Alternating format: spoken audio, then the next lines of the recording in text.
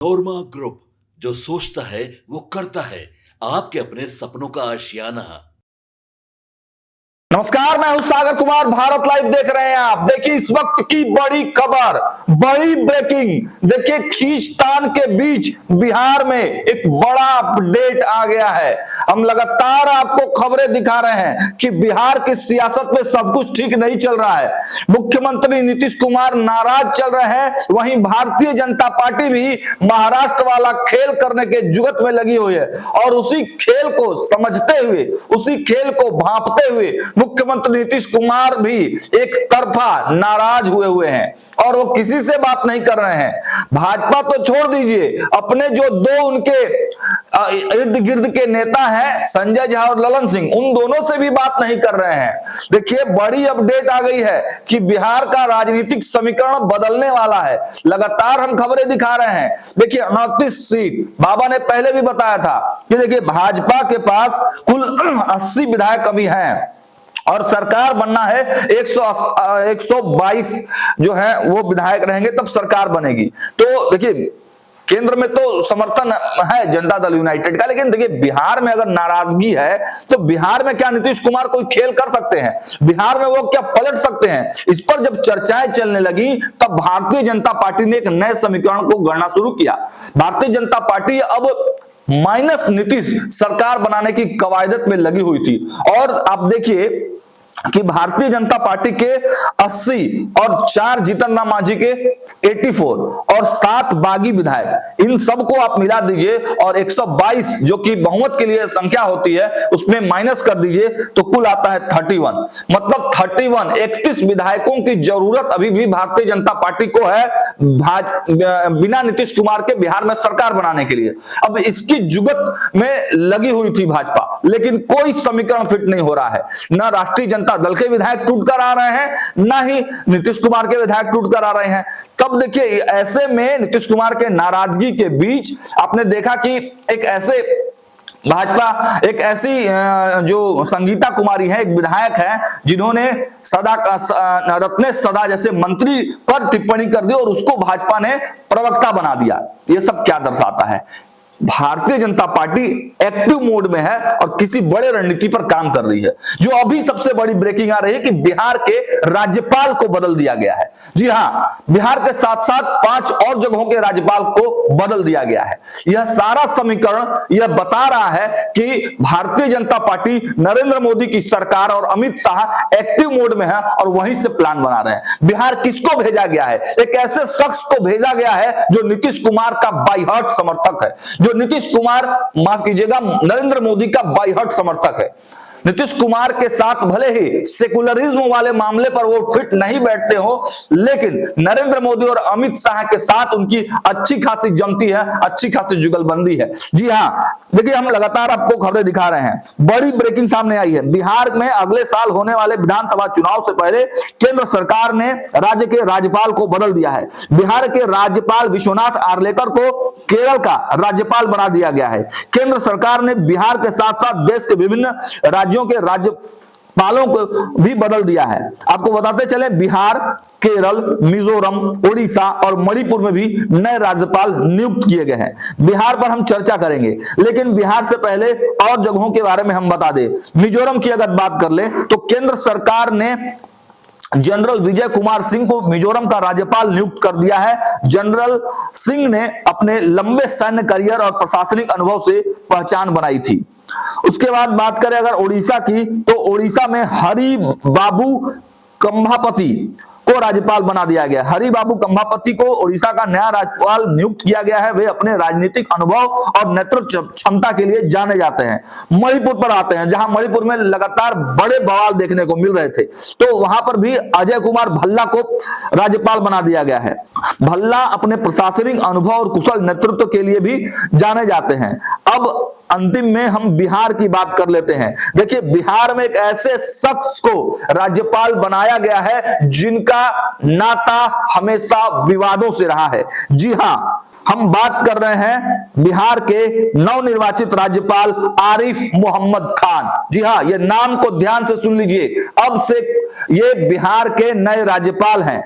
केरल के राज्यपाल के तौर पर अपनी जिम्मेवारी निभा रहे आरिफ मोहम्मद खान को अब बिहार का नया राज्यपाल नियुक्त कर दिया गया है। उन्होंने केरल में अपनी कार्यशैली और प्रशासनिक क्षमता से अलग पहचान बनाई है। देखिए, मुख्यमंत्री नीतीश कुमार अपनी सेकुलर इमेज के लिए जाने जाते हैं, लेकिन अब देखिए जो विश्वनाथ आर्लेकर थे उनको केरल भेज दिया गया है। इसको लेकर राष्ट्रपति भवन ने मंगलवार यानी कि आज रात 9:30 बजे नोटिफिकेशन जारी किया। आरिफ मोहम्मद यूपी के बुलंदशहर के रहने वाले हैं। वह अपने बयानों को लेकर चर्चा में रहते हैं। खान के रूप में बिहार को 26 साल बाद मुस्लिम राज्यपाल मिला है। राज्य में नवंबर 2025 में विधानसभा का चुनाव है और खान का कार्यकाल अभी 2 साल बचा हुआ है। तो आप समझ सकते हैं कि आरिफ मोहम्मद खान के ही आसपास बिहार का भी चुनाव होना है। तो भारतीय जनता पार्टी किस प्रकार के समीकरण और राजनीति गढ़ रही है, नीतीश कुमार के लिए यह अलार्मिंग जो चीज है वो अलार्मिंग है, अलार्म करने वाली चीज है। उसके बाद आगे बताते चले, देखिए राजेंद्र विश्वनाथ आर्लेकर भी पिछले दिनों खूब चर्चा में रहे। राज्यपाल राजेंद्र विश्वनाथ आर्लेकर ने कहा था कि ब्रिटिश शासकों ने सत्याग्रह के कारण नहीं बल्कि भारतीयों के हाथों में हथियार देखकर भारत छोड़ा था। उन्हें एहसास हो गया था कि भारत के लोग आजादी के लिए किसी भी हद तक जा सकते हैं। पिछले सप्ताह शुक्रवार को गोवा में एक कार्यक्रम के दौरान उन्होंने यह बयान दिया और तब से ही जो है उनके बयान पर खूब चर्चाएं होने लगी। राजेंद्र विश्वनाथ आर्लेकर ने यह भी कहा था कि ब्रिटिशर्स ने एक कहानी गढ़ने की कोशिश की, लेकिन सच्चाई यह है कि भारतीय स्वतंत्रता संग्राम में हथियारों के बिना लड़ाई नहीं लड़ा गया। अंग्रेज सत्याग्रह के कारण भारत छोड़कर नहीं गए। तो देखिए, हम लगातार आपको बड़ी अपडेट दे रहे हैं। आज दिन भर इस प्रकार की घटनाक्रम बिहार में घटी है। अब देखिए, बैठक तेजस्वी यादव ने अपने तमाम विधायकों का मन टटोला है, विधायकों की परेड करा ली है। हमारे संवादक ने भी आपको बताया है कि देखिए, ऐसा नहीं है कि अब जो है विधायक उनके टूट रहे थे, लेकिन तेजस्वी यादव विधायकों का मन टटोलना चाह रहे थे, देखना चाह रहे थे कि क्या भाजपा जो 31 विधायकों के जुगत में लगी हुई है, क्या राजद के किसी विधायक के संपर्क में तो नहीं है, किसी राजद के किसी विधायक को तोड़ने के फिराक में तो नहीं है।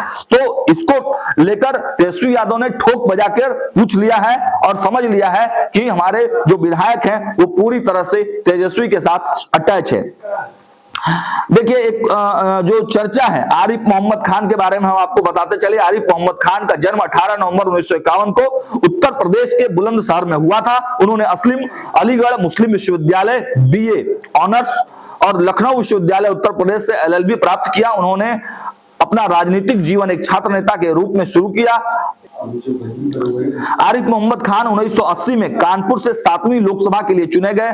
वह 8वीं, 9वीं और 12वीं लोकसभा के दौरान फिर से बहराइच निर्वाचन क्षेत्र से संसद सदस्य के रूप में चुने गए। श्री खान की प्रशासनिक क्षमताओं को उनके मंत्री स्तरीय कार्यकाल के दौरान राष्ट्रीय स्तर पर जाना गया। केंद्रीय कैबिनेट मंत्री के रूप में मोहम्मद खान ने 89 से 90 के दौरान ऊर्जा और नागरिक उड्डयन मंत्रालय संभाला। इससे पहले उन्होंने उप मंत्री, सूचना और प्रसारण और केंद्रीय राज्य मंत्री के रूप में भी काम किया था।